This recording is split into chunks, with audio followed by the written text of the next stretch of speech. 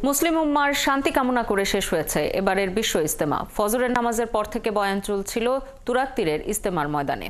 বয়ান করেছেন ভারতের মুরসালিন, বয়ানের বাংলা তর্জমা করেছেন মাওলানা ওসামা ইসলাম। হিদায়াতের বয়ান দেন মাওলানা ইউসুফ বিন সাদ, যার তর্জমা করেছেন মাওলানা মুনির বিন ইউসুফ। মাওলানা সাদ অনুসারীদের ইজতেমায় যোগ দিয়েছেন ৪৯টি দেশের প্রায় ১৫০০ মুসল্লি।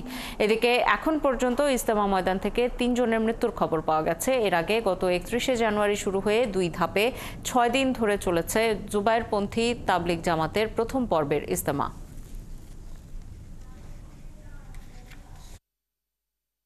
অনেক গুনাহ করছি, গুনাহ মাফের জন্য আমরা এখানে এই আখেরি মুনাজাত পর্যন্ত থাকার জন্য একটা আশা আর কি। মূলত এটা বিশ্ব ইজতেমা, কারণ যেখানে বিশ্বের নির্দেশে ইজতেমাটা হয় এটি মূলত বিশ্ব ইজতেমা।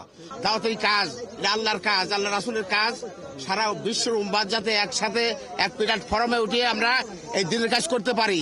আমরা সারা বিশ্বের মুসলমানদের জন্য শান্তি কামনা করছি এবং কোনো দল বল নির্বিশেষে আমরা বিবাদ মুক্ত শান্তি চাই।